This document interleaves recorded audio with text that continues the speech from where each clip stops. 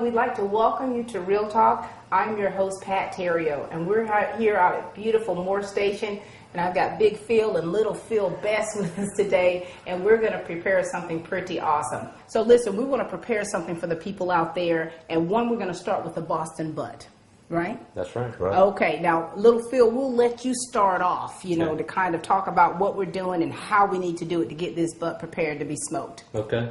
First thing we like to do is get the right selection of meat. We typically go with a Boston butt. Mm-hmm.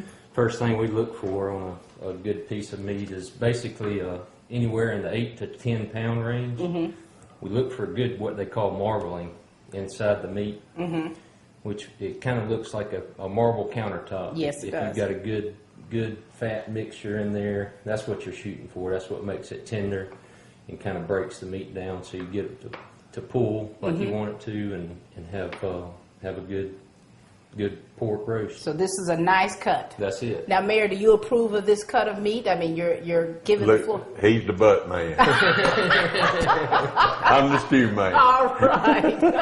We'll definitely won't use that term too loosely with you. All right, you go ahead and continue.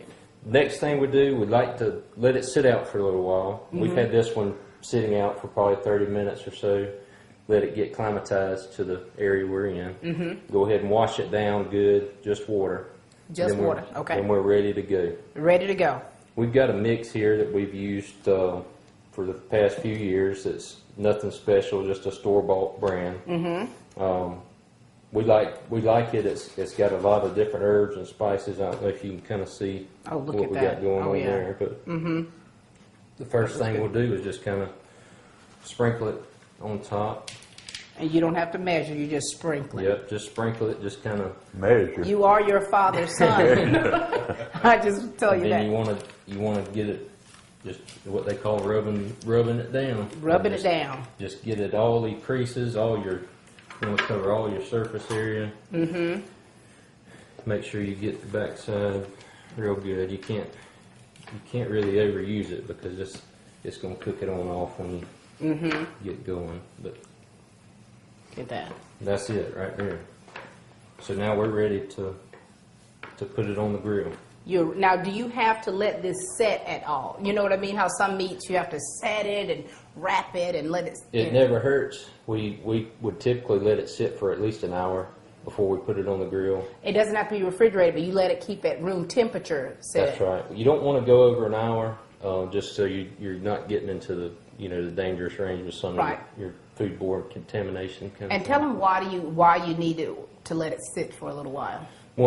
Once you get it to room temperature, the meat actually cooks better when it's closer to room temperature, and then you're going straight to the grill. A lot of times when you come right out of the refrigerator, you've got it cold. It's at in that 40-degree range, so then you have problems with it not wanting to heat up fast enough, and it doesn't break apart like you need it to. And so where can they get this? Because you're saying what kind of herbs and stuff are in here? Because you see in the store there's a lot of butt rubs. That's right. Is there a particular brand? I know Weber makes one. Do you like Weber's? Weber's got a good one.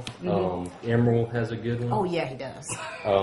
There's some. Actually, the local Piggly Wiggly has a good rub that is pig pounded kappa.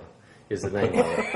And it's That's a tongue twister. It's a very good, it's a competition-ready rub is what they call it. So it's very good. Okay, so now this is ready to go on the grill. It's ready to go on the smoker. How long do you normally have to have this? How many pounds would you say this is? These are in the 8 pound range, which is a little smaller, so they'll cook a little faster.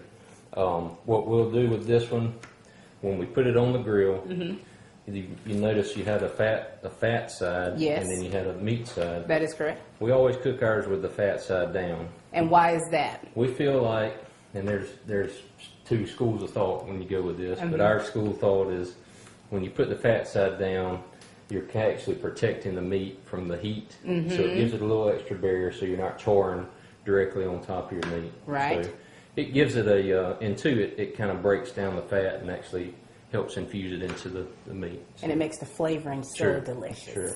Okay, very good. So 8 to 10 pound range. That's right. And don't leave it out longer than an hour. That's right. All right. And now this baby's ready to get on the smoker. It's ready to go, and we usually cook ours in the 250 to 300 degree range. Anywhere from 8 to 10 hours is usually how long it will stay on the grill. Well, you know how normally they would say, like, for every pound, it's a certain amount of time. Is there any truth to that? Just cook it till it's done. You know, somehow I knew that Mr. Mayor was going to say that, because here I am in my brain, mathematically, I think for every half pound, such and such minutes, and I knew that was the response I was going to get for you. Wait for it. I knew it. All right. Okay, so now, Mr. Mayor. Ma'am. What are we going to do next? Now that we've got this butt prepared, we're going to get that on the smoker and let that thing get going. Tell you what, while we're doing that, we can take that to the smoker, and then I can show you about the Brunswick stew. How about All that? right, We'll go okay. from there. All right, ladies and gentlemen, we'll be back in just a moment with the Brunswick stew.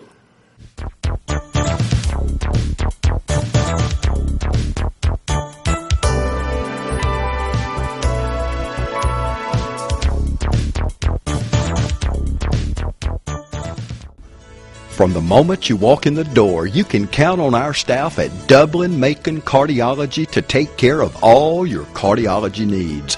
You can count on state-of-the-art technology, including preventative cardiology with high blood pressure management as well as cholesterol management, plus all forms of blockages, as well as any type of heart rhythm or irregular heartbeat problem. And you never need a referral.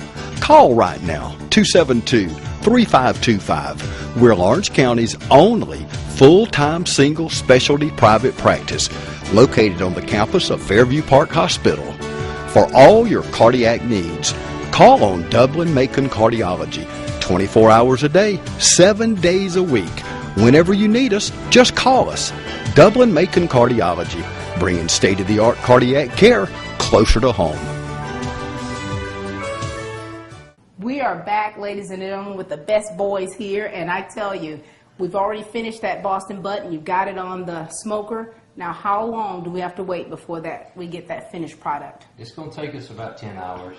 We'll start checking temperature at that point, and we should be really close to pulling them off the grill. All right, so in between our checking them and the naps that we're going to have to take before it's ready, Right. we're going to have you, Mayor, tell us about this Brunswick stew recipe that you have. This is an old family recipe. This is Phil's grandmother's, my mother, Mary Helen Best, and one of her good friends, Ina Williams. Okay.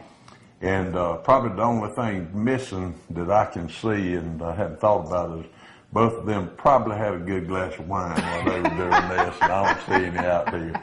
But anyway, we'll try it without Okay, it. How but it's about 5 that? o'clock somewhere, There right? you go. All right, so explain to us what all you have here and what you're going to need for this recipe. Well, let's talk about the meats first. Okay. First thing you need is a nice sized chicken.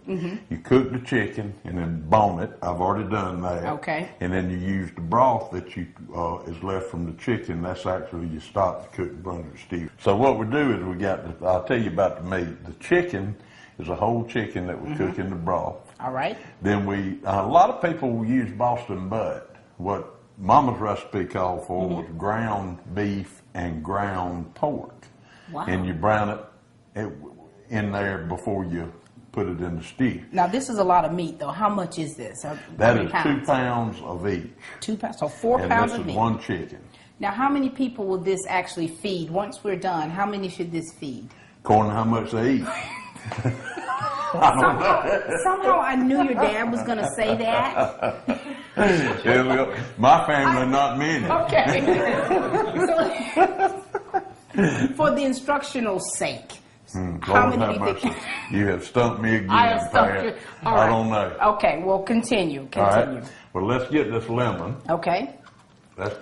Now, you can't use just bottled lemon. Right. You got to squirt that real lemon. Got to squirt the real lemon. And you've already got the broth in there from the chicken. Broth is in there. Squeeze all of that in there. Hey, now, little Phil, do you remember eating this as a kid, since this has been in your family for so many years? Yeah, actually, we used to, every Thanksgiving, I can remember growing up, my uncle would actually cook it. And we all enjoyed having it. It's a good fall time meal, too. So it's real hot and warm. And Right. we always enjoyed having it. Only difference in this is my brother's is mine's better. Oh, is that right? Yeah. Okay. All right. So we got the broth ready. Got the broth ready. Then we're gonna go ahead and get this chicken in there. And you're very hands-on with it. Oh, You like yeah. to put your hands in it. I washed my hands good before we Okay. started this. Very good. So we'll move this. All right. Then we got the pork and the beef. Okay. Put that in there. 4 pounds. That's a lot of meat. Thank you, sir. All right. Let's get that in there.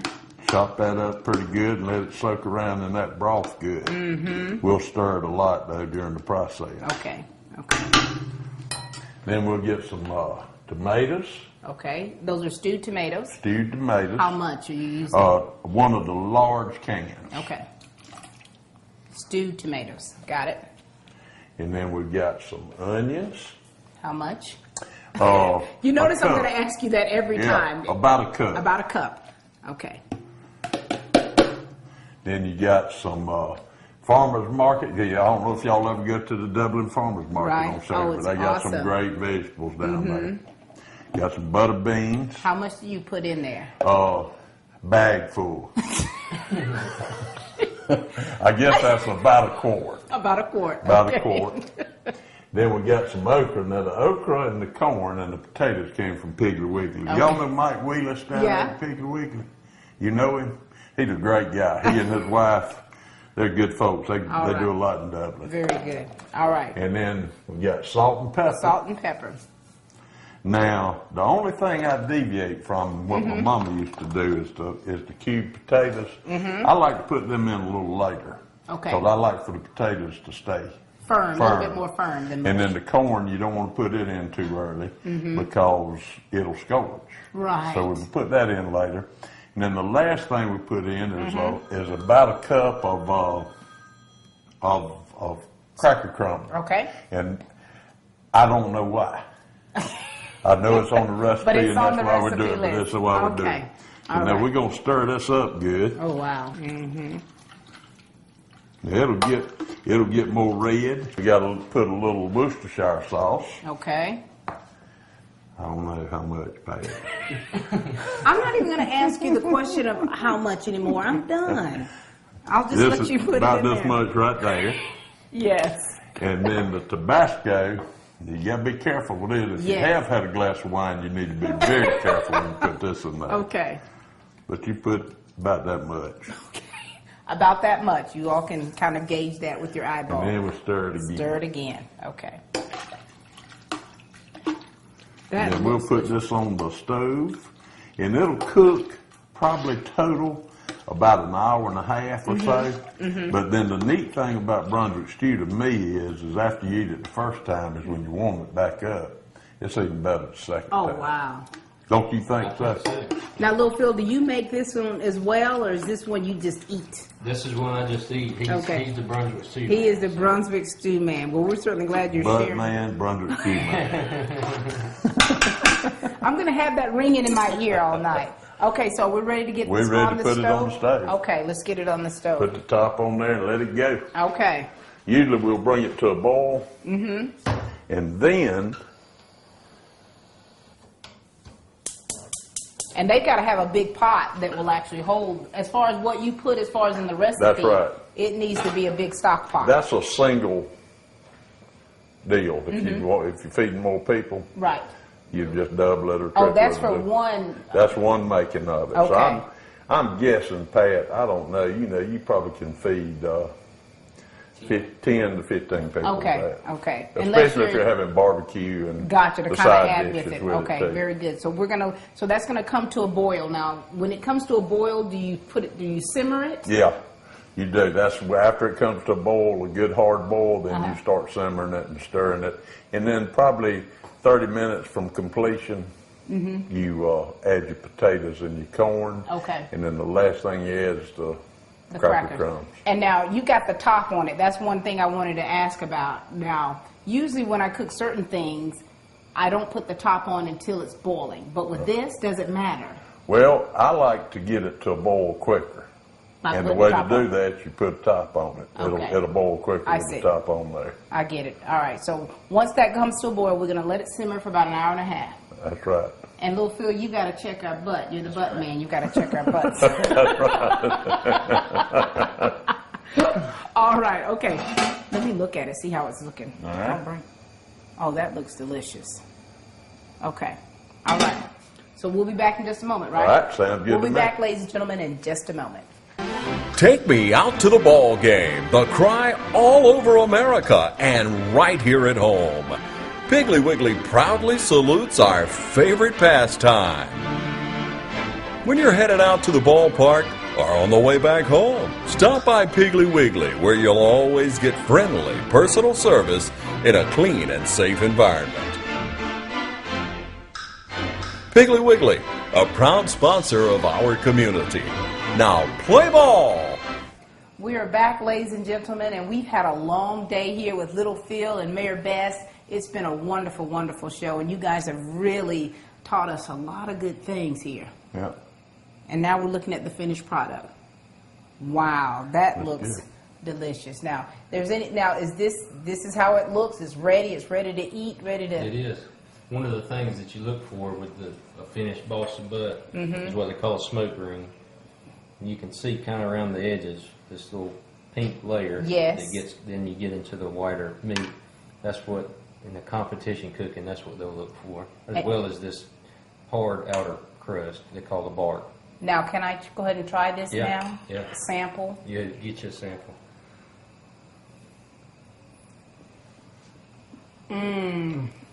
That's delicious. It's good, isn't it? That is delicious. I might lick my fingers, but That's fine. Proper etiquette. that's delicious. All right, now, Mayor, this is that Brunswick stew. It looks delicious. Yes, I hope it is. And, so we just certainly appreciate you all sharing these recipes with us and just kind of some fun facts and interesting things, too, just to learn about the cut of meat that we need and the time that it requires for it to have this competition look. So this is ready to eat. Now, people put barbecue sauce on theirs. Oh, yeah. Shred it up a little bit, make those sandwiches. That's right. Thank you so much, Mr. Mayor. Thank you, Little Phil. And thank you all out there for watching Real Talk. We just hope that you continue to tune in to us. And please, keep watching and have a good day.